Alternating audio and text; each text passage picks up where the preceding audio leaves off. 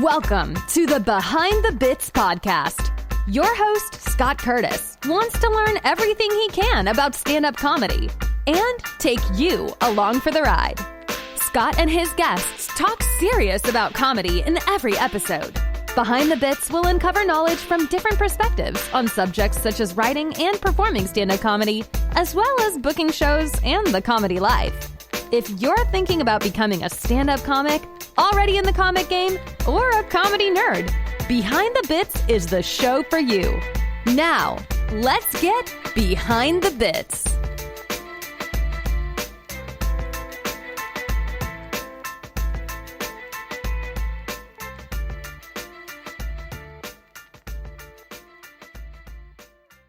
Hey, BTB buddies. I hope you're enjoying the podcast. We've picked up quite a few new listeners, and I'm glad to have you aboard. You may not know that I have another show that is the opposite of talking serious about stand-up comedy. It's called the BTB Internet Talk Show, and it's live on the Drinks, Jokes, and Storytelling channel on Twitch every Thursday at 7:30 p.m. Eastern. The BTB Internet Talk Show is like if David Lynch and John Waters made a talk show. Yep, it's that weird. Every week I have special guests from comedy, showbiz, and fellow podcasters along with Dean Martin.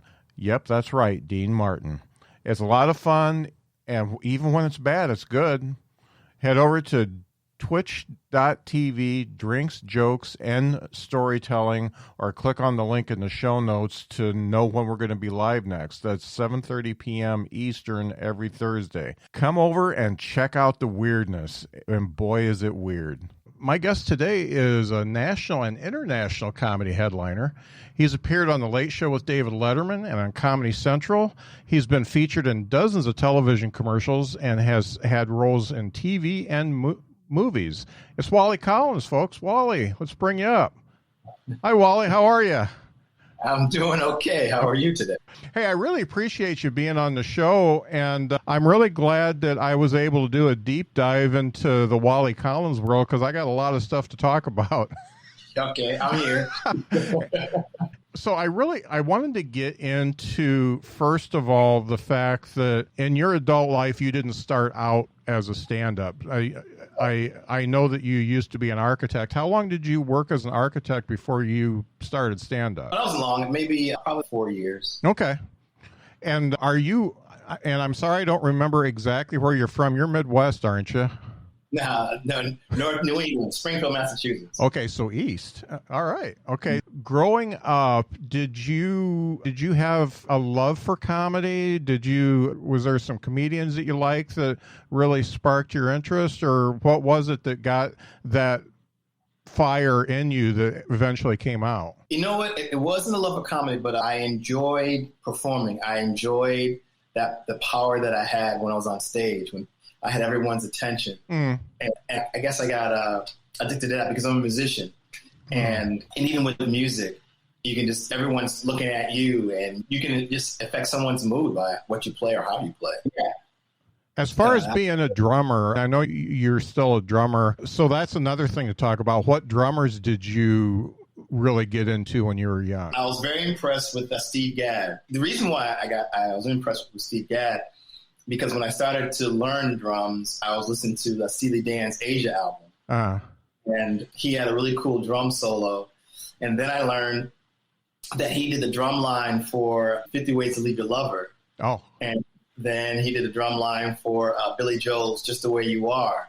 Okay. And I thought it was just like, here was this pop drummer, but he had, and it was just a 4/4 time signature, but he had a way of making these drum lines so unique and so his. And so that I just thought that was pretty fascinating. So when I got into drumming, Steve Gadd was probably like the first drummer that I was like, wow. And then as time goes on, you learn more. Max Roach and Art Blakey, goes on and on. Did you ever listen to any Sandy Nelson? Sandy Nelson? Yeah. No. I mean, I'm going way back. My mom had a bunch of his albums, and it was a drummer-oriented album, and he had this whole side that was called Birth of the Beat. And it's just amazing how it goes through, because it's basically dun, dun, and then by the end of it, it's just a full-on jazz onslaught. And there's other instruments in there, but it's really centering on the drummer. And I'm a kind of a drummer aficionado, so I was really into Keith Moon when I was a kid. So I really dig drummers, and I always, when I listen to music, I try to separate the drum track in my mind, so that, because that's the backbone of everything. So I understand how important the drum is. Not only keeping a steady beat, keeping steady time, but also too, you really subconsciously understand it's the heartbeat of every song. So I'm reading, this is totally off topic, but I'm reading Rob Halford's autobiography, and he's the singer for Judas Priest, and they went through 3 drummers, and it's amazing. And I didn't even realize this. They did an album called Painkiller, which is like their hardest album, and it's the most like heavy metal type drumming.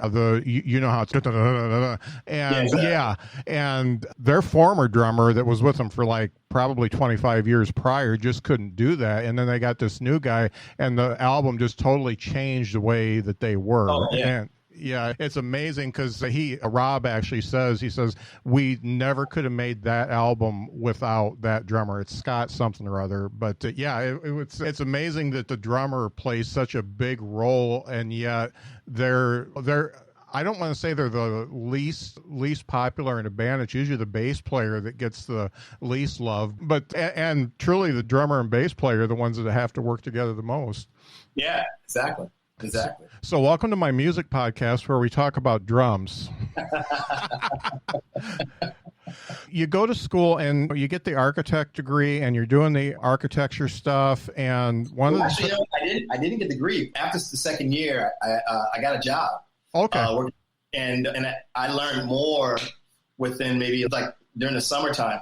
I learned more in probably those 3 or 4 weeks than I would learn in 6 months going to school. Yeah. So I was talking to my boss, and he was like, "You really want to go back to school?" And I was like, yeah. So I love the business. I loved designing buildings and watching them start from a foundation to people are actually going inside of it. Mm-hmm. I just thought that was pretty fascinating. Yeah, I was in the game for a while, for like 4 years.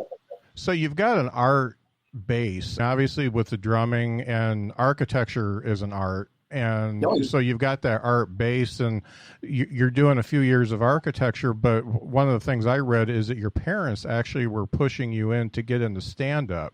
Can you talk about that? It wasn't more like they were pushing. They were more being supportive. Okay. Because my mother asked me if I could be anything or do anything, what would I do?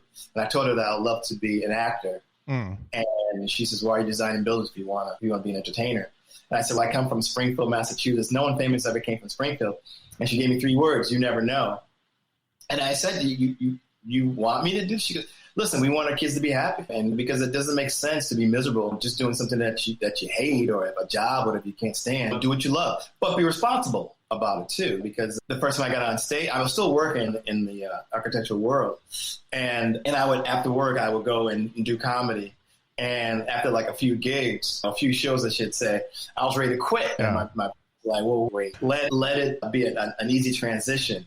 And I really didn't understand what that was or how it's going to happen. But the way the universe works, it told me when to quit, because I'll tell you, I developed an ulcer.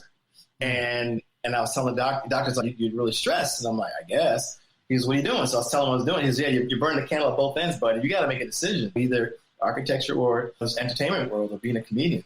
And I just went to my boss on a Friday. I'll never forget that. And he knew I was doing comedy.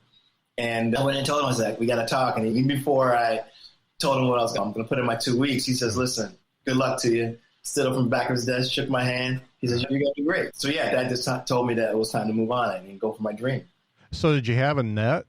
Obviously, you were fairly young because you'd only been in the workplace for a while. Did you have a plan, or what was going on? Like that, I didn't have a plan. All you do is just enjoy the ride. Yeah. Plan. Now, had you started traveling even while you were doing the architect job at the same time? No, the only traveling that I did was probably like how far my car would take me, and able to get back to work in time. And that got grueling. It's like I would get out of work at 5 and jump in my car and drive maybe 3-4 hours sometimes, then turn around and come back and try to get to sleep. Yeah, but once I quit my, so to speak, day job, I was able to travel, man. I was able to jump on a plane or jump in my car and go and then sleep over and that kind of stuff. So. Now, your style is it's storytelling and observational. Was that the way it was when you started? When I started, my style has been described as clean and clever. Yeah. And I kind of like that. And now, man, when I started, man, I was dirty blue, right, yeah. I was just going for anything that made people laugh. And I thought that was comedy. So until one day my parents wanted to see my act. My mother's a Christian. My father's a former Marine DI, military. Uh-huh. I got up there and just started cursing and doing, and my father was like, please don't. Wow. And he just said, listen, if you want us to support you and what you're doing, just make us proud of what you're doing. Uh-huh. And he says, when you're on that stage, just imagine us in the audience. And so it was like my thank you to them to try to work clean. Mm. And then as time went on, I enjoyed the challenge. If I had a premise or a joke idea, I tried to be clean, but I tried to be as clever as I possibly could to be entertaining for me and also for the audience. It's funny how when you look at somebody, you expect a certain type of comedy. Yeah. And I go through that myself because I do have the propensity to get edgy in the, like I'm a super liberal and get really edgy in that way. Not necessarily talking about sex or dropping the F-bomb all the time. But when I try that, it doesn't work. And it's just not me because I look like either your pharmacist or your high school history teacher. And that's not what they expect out of me. So I just work clean and it just makes it easier for all of this. And you can go further when you work clean too. You can do a lot more gigs. And I believe that if you want to curse, use it as seasoning. Don't use it as a punchline. And it's funny that everybody wants to be the next whoever, George Carlin, Bill Burr, whoever they want to be. But when you really come back to why you want to entertain, it's because you want to make a living entertaining and be able to do things on your own terms. And doing that sometimes means you have to adjust your act a little bit in order to get enough gigs to pay the bills. Mm-hmm. Yeah, it is a compromise. If you want to be a working actor, a working comedian, you're going to have to, so to speak, do more jokes that are relatable to the masses. But if you want to be more of that unique kind of comic, you got the Stephen Wrights, you got, you can go on and on. Even Bill Burr, he has that niche. And these comics who are these special kind of comics, I've seen them bomb, and I also see them get standing ovations. Yeah. It's really up to you if you want to be like a steady working comic. Yeah, you can find those classic or easy jokes, whatever. But if you want to be this artist or whatever, you really willing to take those hits. Yeah.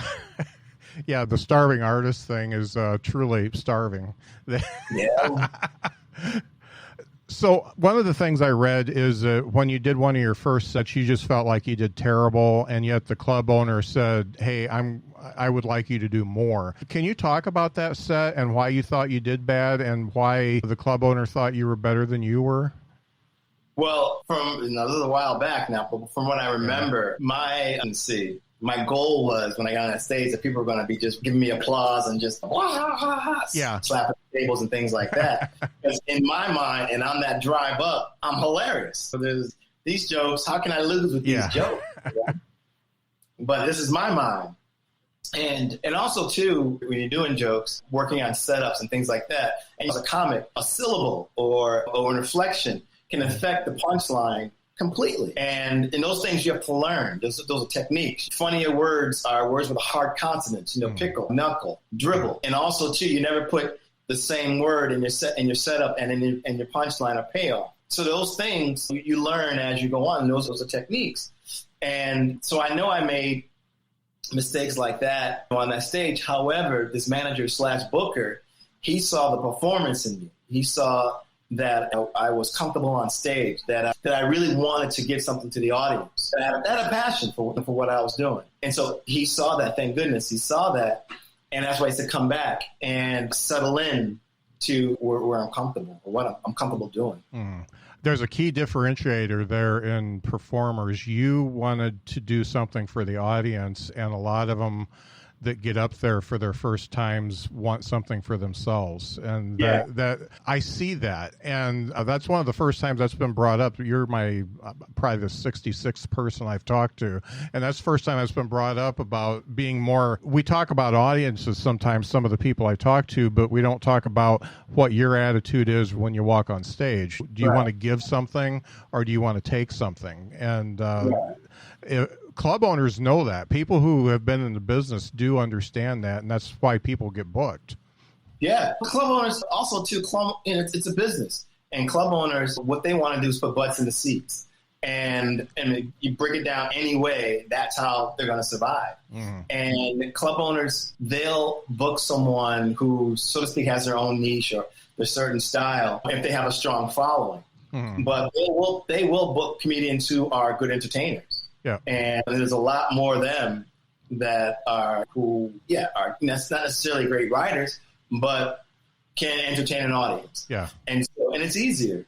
But you'll get kind of like the same person or the same kind of act in a different shirt, if you get what I'm saying. Yeah. That's when you have to decide, why should people pay their hard-earned money to see me? What makes me worthy of getting on that stage, and people paying their hard-earned money and having these bookers book me for these particular gigs. That's a question that we ask ourselves all the time. And they say it takes 5 years to know your character on stage, but I think it's always evolving. Yeah.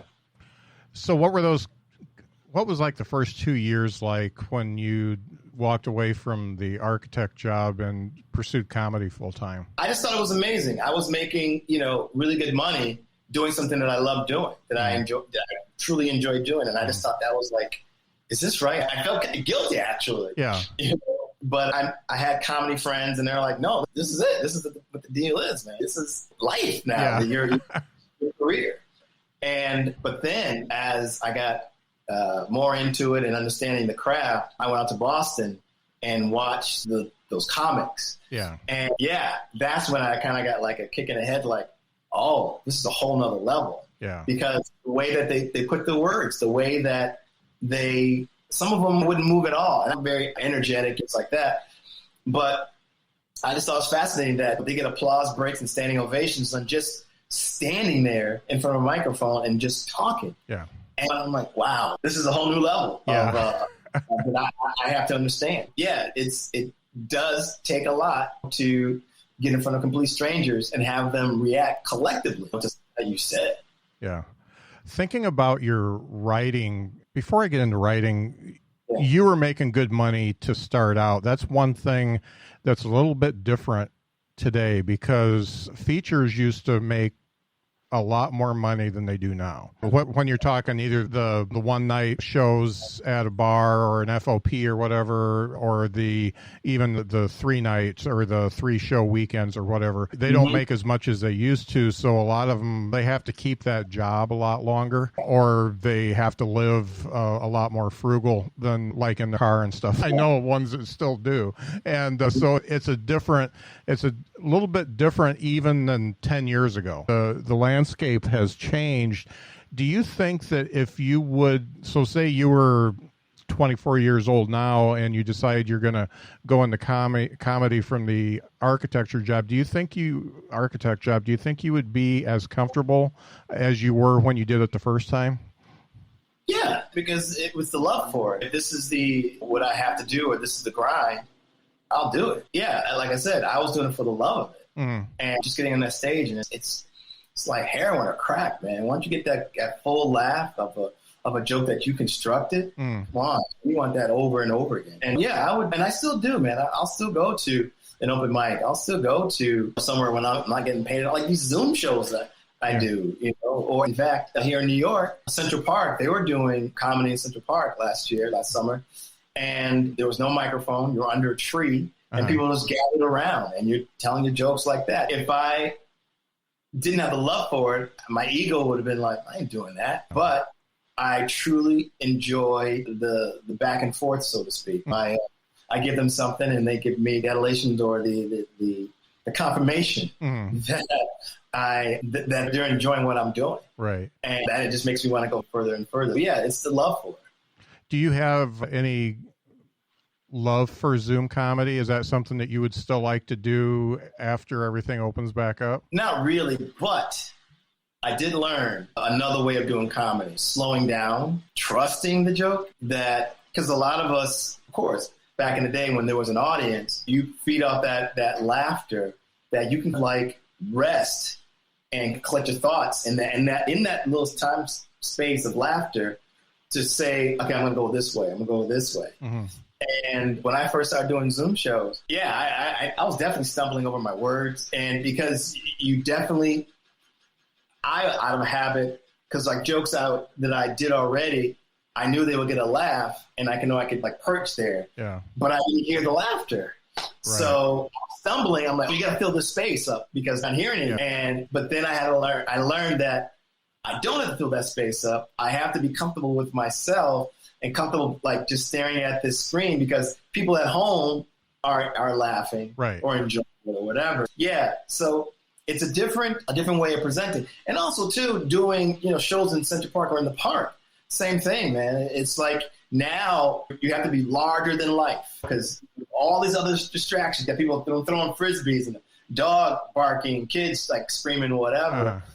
The ice cream man dingling his dinger, and so you got to do everything you can to keep the focus on you. And so I appreciate it too because I know I'm going to need that at some time. I know I'm going to need what I've learned in some cases, and it has happened where I've done shows and the mic didn't work, and I just kind of just so to speak did my act without a mic. Yeah. And I remember that, and it helped me do these the park shows, public park shows.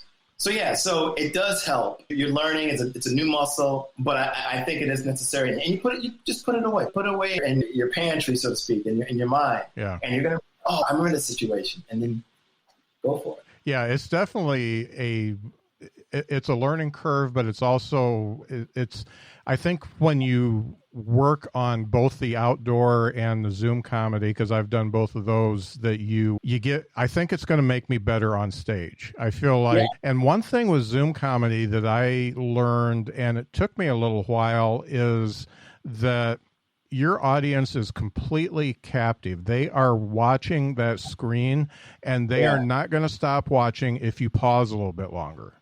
It's like a YouTube video, and stopping to pause and just staring at the camera, leaning in a little bit for your punctuation and stuff like that really helps to keep people engaged. Yeah, I kind of dig Zoom. And the other thing about it is I've gotten in a few groups of people where we do writing workshops and we bounce ideas off of each other. And I think that's fun too, just meeting other people. Oh, yeah. That helps too, because it gives a different perspective on a premise or a joke. Yeah. And that definitely helps. Yeah, I agree.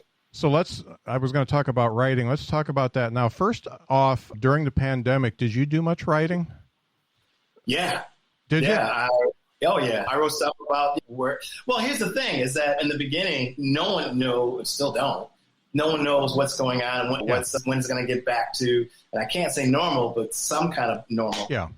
And I said I got to be prepared for it. I got to be ready. And also, being an entertainer and being home, you got to do something with your brain. So that's what I did. So I wrote 10 minutes. I probably got like 20 minutes now of pandemic humor. Yeah. You know? And I think you're always, as a comic, you're always writing. And not necessarily, I just say this too, and not necessarily just pandemic humor, but other stuff that's been going through my mind. And I have my trusty phone here, and I throw my notes down, and then maybe in a Zoom show or maybe at a park show or even when I'm having a conversation, kind of slip that joke in there. Yeah. See how it works. Yeah. See how it works. Yeah. It's funny because in talking to people over the last year, the extremes I get, and I was on a different extreme where I didn't see an end to it, so it was really hard for me to write because my stuff is just, it's not current events, it's observational and storytelling, and my life really wasn't doing a whole lot. So it was hard for me to do, and I finally had to force myself to every morning take 10 news stories and write some one-liners about them. And then I took some of those to Zoom shows and did them. I'll never say them again. But, it at least kept, the writing muscle working, kept my brain working. And I still try to set aside a few minutes every day just to write something, even if it's something that's never going to see the light of day. See, and also, too, I challenged myself, too. I started a YouTube channel, and it's called Wait What with Wally. Uh-huh. And so I said, you know what, I want to have a show where I'm hosting it, but I also want to put some of my comedy in there, some of my personality in there, and also have it be entertaining. So it's a compilation of videos and photos of what's going on in the world. And to the point you're going to say, wait, what? Yeah. And I'm very proud of my work. I'm very proud of how it came out. And I became the editor. I became the director, sound guy, lighting, wardrobe, what else? Talent, writer, producer. Yeah. And I tell you, man, I have so much respect for these YouTubers who have stuff every week, come out with stuff every week, man. Oh my gosh. It was for me, it was trying to get the content, and you got to worry about copyright, infringement, and then writing jokes or writing bits or doing a bit for that particular episode. And there are times, man, I wanted to cry. What have I done? Yeah. But I said, no, I'm not doing anything else. Stick to it. And so I told myself, I'm going to do 12 episodes. And I did the 12. And it was like this celebration for me of saying, you know what, I stick to it. I did that. And it's there forever. Yeah. And I'm proud of what I've done. Did you know how to edit video before you got into it? Because yours is your video editing is good. I am trying just to do snippets. So you see how we're side by side. So before your episode comes out, I do a snippet, and I want to make it so it's phone friendly. Right. So that would put you on top and me on the bottom. And it took me an hour and a half to figure out how to do that in my video editing software. But I did it. Now I know how to do it. Next time it'll maybe only be an hour. But it's a learning curve, and you got to learn stuff that you don't know. Okay, so I had in mind the show. I had in mind how it's going to come together, things like that. And so I had to learn how to put the graphics and then they say the chiron or the bug, the stinger. And do I want it floating? Do I want it to do this and fade out? Yeah. The music. I want it, and then I wanted something quick, and then I wanted something with meaning, and then I had to do the graphics for the actual show itself. Here we go. I had to learn that, and those graphics because people are going to look at this stuff on their phones, and you can't have any too small words. You got to have. So anyway, I learned all that, and I'm happy with the fact that I learned all that because I know I'm going to use it somewhere else. Yeah, and also I wasn't doing anything else. Yeah. It seems.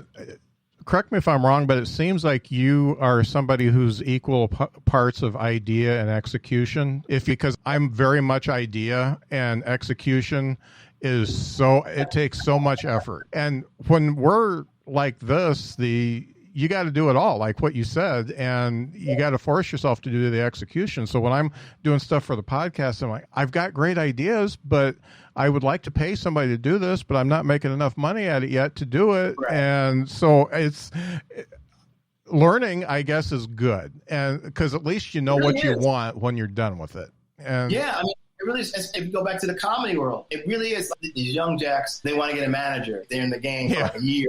They want to get a manager.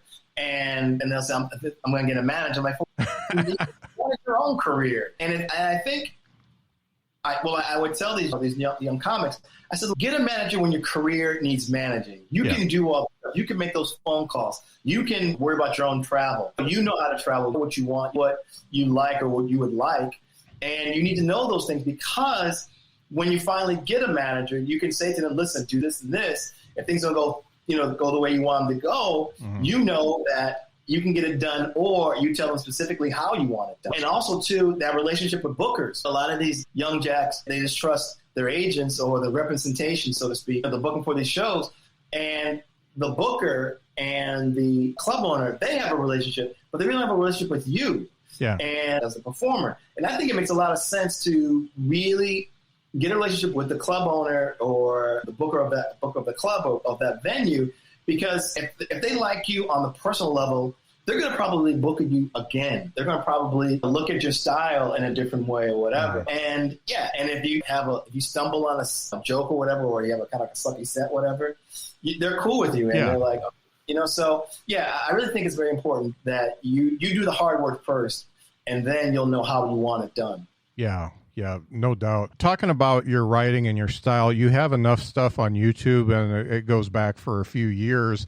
I've seen you do the same joke at least 3 different ways. And specifically, I'm talking about the name, oomph and pajama. And so I've seen like the long version. I've seen the short version. I've seen you turn it inside out because you got a friend named Freedom and stuff like that. How do you decide how you're going to present that joke when you're on stage? Does it have to do with the way you want to do it before you get on stage, or what the audience is responding to? Oh, yeah. It's definitely got to be organic. Because here's the thing, man. If you're doing a club and you're doing, let's see, you're doing Thursday, 2 shows Friday, 2 shows Saturday, sometimes 3 shows Saturday. Yeah. By that 4th show, come on. Yeah. You're going to be like, yo. And there have been times, man, and they haven't been doing it now because whatever. But I remember back in the day when the shows would sell out on Saturday night, and the second show sold out, and then the club owner would be so happy. He goes, "We're doing a 3rd show," and so you got,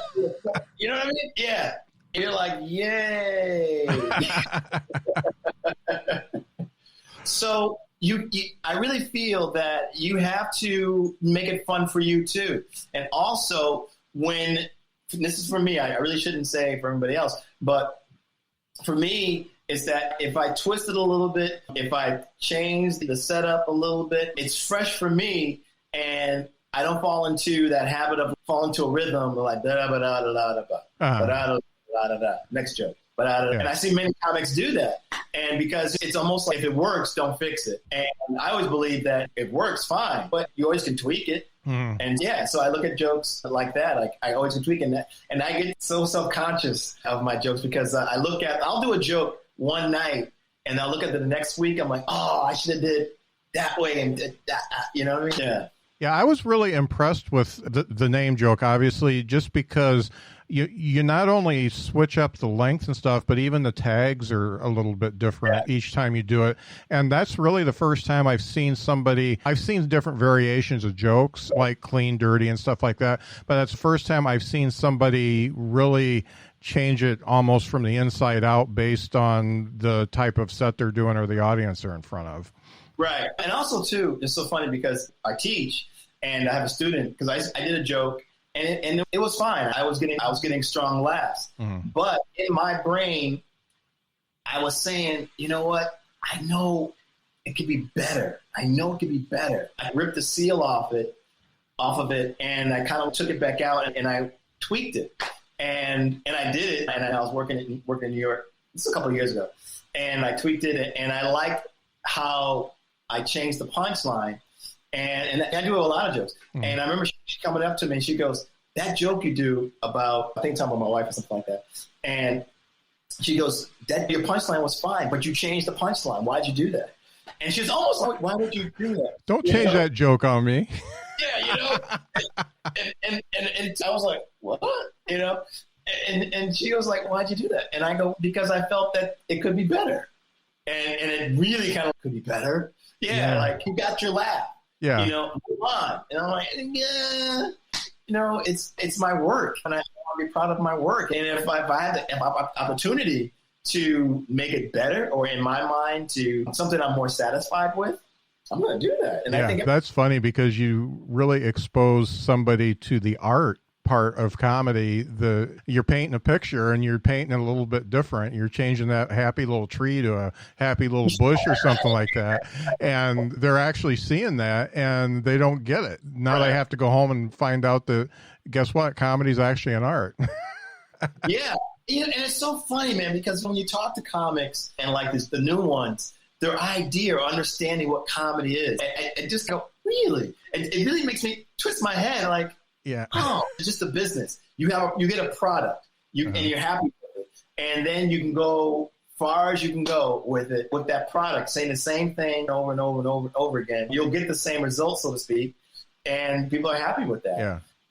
and that's the reason why I love living in New York City. And I think the most popular club now is called the Comedy Cellar. Mm-hmm. And I watch my peers, and I watch these other comics get up there and just be these word surgeons, get up there and just do these these incredible jokes, mm-hmm. that also tells the comic after them that they have to do their best. Yeah. And that one says the comic after them, they have to do better. Yeah. So that's only where you're going to get the most out of yourself and be at the top of your game. I envy you being in a major city and being able to see that, because one of the cool things about being a fan of comedy, not just doing it, is watching an artist take a joke from one step, like they're on the first step, and they take it all the way up where they can do it on Netflix. And the Comedy Store was another one like that. And they said that Richard Pryor would go up and he would do an hour at the Comedy Store late night, and he would get nothing. There was no response at all.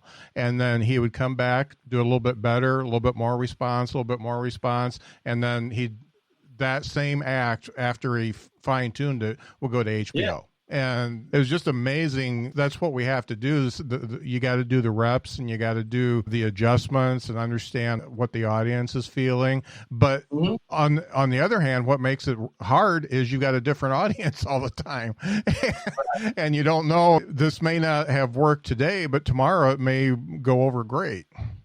Yeah, you got to find that happy medium too. That speaks to your, so to speak, character on stage. Yeah. So that gets tricky too. I look at, when I do my stuff, because I'm a musician, I look at it in a musical way. So when I have an idea, I have a melody and maybe a soft bridge, and then maybe a soft chorus. Mm-hmm. And so I'll get on stage and that melody out and see what kind of reaction I'm getting. And then I'll add it with the melody, with the bridge and with the chorus. Mm-hmm. And that's my punchline. But almost like a suggestion. What do you think of this one? And even if I get or an interest or a chuckle, whatever, I'm like, okay, I'm onto something. Yeah. And then I'll do it again with a little more belief behind it. Yeah. And push it out. But then I'll tweak it. And it's so amazing, man. A syllable can change a joke completely. Yeah. And I have to be mindful of that. And also where you put the words and how and what you want to end your sentence on. That makes a difference too. So you keep that for me. I keep that in mind, and it's like and then people in it flows. Yeah, that's it's. I just love watching people create, and the example, the name joke that you've got, that was an example for me. I think I saw it in 2013, 2017, and maybe 2020. So it was pretty cool watching that. One of the things that obviously I did deep stalking of you before we started talking, and one of the things, yeah. One of the things that's on YouTube is you on this Morning Zoo radio show, and I've never talked to comics about this, but it's the thing that you have to do. It's the cross you have to bear in order to be a comic. You got to go on and do the Morning Zoo shows. Yeah. What's your experience with those? There's obviously different talent in different cities, and some are much better than others. The one I watched, I did not like the guys at all. I don't know how you felt about them, but they were crass as far as I was concerned. Having to do that and get up, especially after maybe you got into town at 2 or 3 in the morning and get a couple hours of sleep and then go do that. What's that like? And what does it give you? Has that actually turned around some new fans for you? Oh yeah. Okay. Oh yeah. Yeah, definitely. You gotta be ready for it. It's almost like you warm up on the ride over there. Yeah. And you have some bits in mind, and also it's a dance with these DJs or these hosts, because their egos are huge. Yeah. Their show. Yeah. And they don't necessarily want you to out funny them. You kind of want to be funny with them, so to speak. And if they allow you to be funny, that's when you shine. Yeah. But yeah, so you might dance with them. But for the most part, these DJs are frustrated comedians anyway. Yeah. Yeah. And also too, man, they're not getting immediate feedback. They're thinking that their stuff is hilarious, and they have to believe that and push it out there. Yeah. These bits and things like that. So That's kind of tough. Yeah, and I'm sure there's an envy there because we're there for maybe 2 hours, 3 hours, whatever, and we're out. Yeah. And then if things go well, those people heard you on the radio, they're going to come check you out. Yeah. You know what I mean? And then you get that fan base there. So, yeah, so what it's like is that it's work, but you got to understand that what you're doing promo and you're getting people to come to see you, and it helps the club owner and it helps the radio station. And so that, and sponsors. Yeah. So that then win-win for pretty much everybody, and be prepared to do some stuff. But you really don't have to do much. They'll throw something out there. I've done this so many times. And they think it's hilarious. You just die. That's so crazy. You guys are, you guys. Oh, that's hilarious. Yeah. And then they're like, you're great. And then, and enough of stroking their egos, whatever, they'll say, you guys got to come check them out. Yeah. It's like a party for 2 hours and 2 or 3 hours. And you just have to, so to speak, when they say, stroke the host. Yeah, it's a party, but you're more of a caterer than part of the party. Well, yeah. You're bringing in your dish. Yeah, and here's a something. Yeah, and then you're out. Yeah, and I know that they do absolutely no research, most of them, on who they're going to be talking to. They get your one page and read it before you come on. And the first time they're reading it, they'll read it while you're there. And they're like, oh, you did? I'm like, yeah. And some of them, there have been times where it was like a job for them, like another comic, and sometimes they would have their co-host or someone else do the segment. Yeah. But once again, I look at it as this promo, getting people to come see you, getting it helps your fan base, and it helps your sponsors, advertisers, and promo. So it's just something you got to do. Something you got to do, yeah. One of the things that I admired about you is you took the comedy and you've been able to do other things with it, like get into the acting and TV and movies and things like that. What prompted you to do it, and what were your ends? How did you get in to be able to do that? That's the reason why I got into comedy, because I wanted to be an actor. Mm-hmm. And so then I had my show on Comedy Central. And that helped me a lot to book commercials and things like that. I took acting courses and worked with acting coaches and things like that. Yeah, and once again, for me, it's that feeling of power that I can pull up an emotion or try to get an emotion out of someone who's watching, what I'm doing. As a kid, you play acting, and this allows you to play and just have fun. And then there's some money at the end of it. Yeah. So, I enjoy that. Yeah, I just think it's really neat that you've been able to, parlay the comedy into other things. The other thing I wanted to ask is, you're one of the few married comics that I've talked to. Obviously, last year you probably didn't travel as much, but when you're traveling a lot, how does that affect the marriage? Does your wife come with you? Does she wait for you to come home? Does she get pissed off when you have to do an extra night? How does that work? She only comes with me to the exotic places. Okay, yeah. The warm, yeah. Like I work in Hong Kong, she's there. China, she's there. Netherlands, she's there.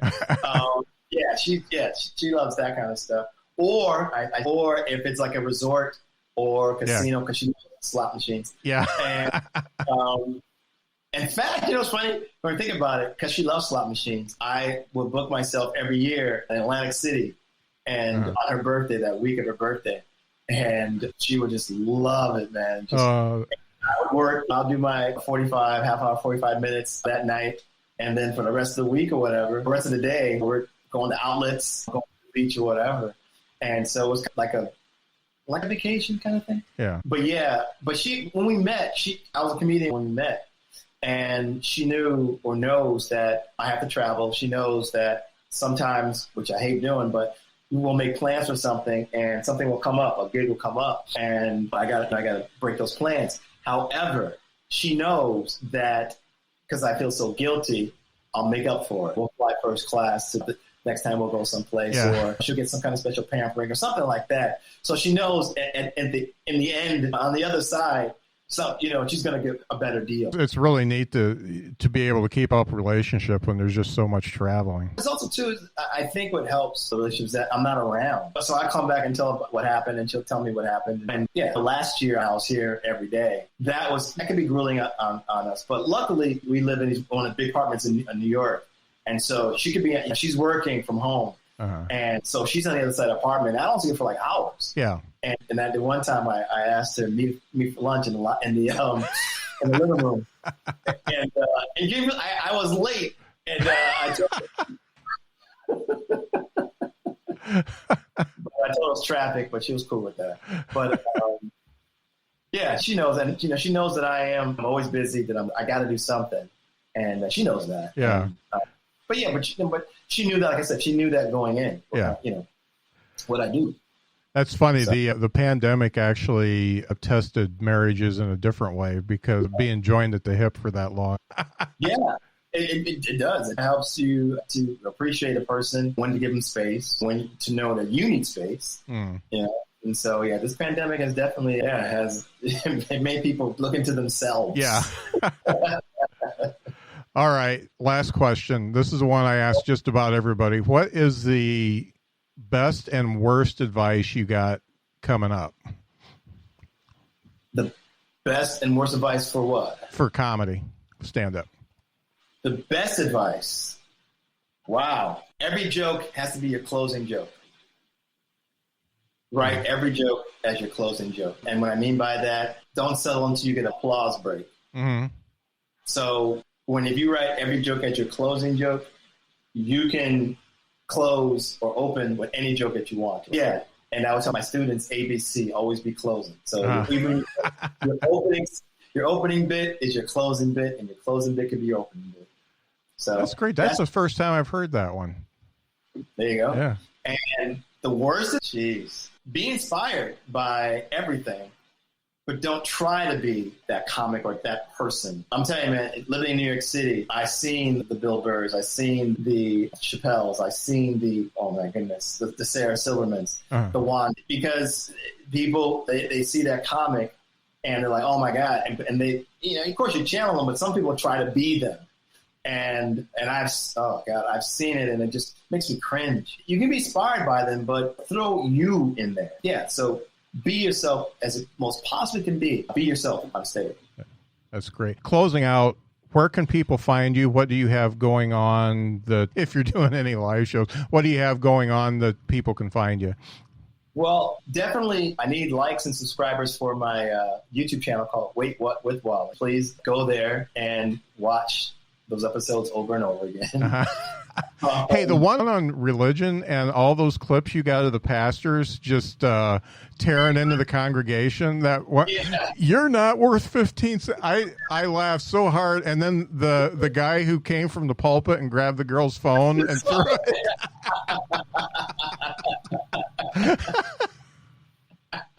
He goes, love. Yeah. I'm sitting there. I'm going to have to show it to my wife when she gets home, because I was watching it this morning by myself and I'm cracking up. And you know how weird you feel when you're cracking up in the house by yourself. And I was just like, oh, this is great. All the time. I crack up all the time. Yeah. My wife would come to me like, what's going on? I'm like, this is hilarious. Yeah. But and that's the show is not necessarily fails or bloopers, but it makes you go, wait, what? Yeah. And you kind of go back and rewatch those things. Yeah, I appreciate that. Yeah, and also I have a show on Netflix. I'm in a show called The Get Down. You can watch that on Netflix. And what else? I guess those two, really. But definitely watch Wait What with Wally. I'm very proud of that. It took me some time, and it was grueling learning. Yeah. But, I'm very happy. Yeah, you did very well. I wondered, because when you did it, I was like, okay, he's sending that stuff to somebody that's putting it together, because if I try to do it, it's going to take me probably a year to get one done. Oh, man, there were some nights, some days that I would be up 20 hours, maybe 20. Yeah, and I would sleep 2-3 hours, but I wanted to get back into it because I had a vision. And I definitely wanted to make it happen. Oh, and this is my book, by the way. But we can talk about that show. Okay. And the funny thing is, when you're doing that stuff, you feel like you have to conquer it, because you can't let it win against you. Yeah. Because I'll take it personally. Yeah. Yeah. No, you're not doing this to me. Not today. Nope. Yeah, you're right. Yeah, no doubt. It's been great talking to you, and I really appreciate you having on the show. You brought some new insights, and we got to talk about Morning Zoo Radio, which is something I haven't done yet. Oh, man. Once you do one, you've done them all. Yeah, no doubt. All right. Well, thanks so much for being on the show. I appreciate it, Wally. You're welcome. Well, thanks for having me.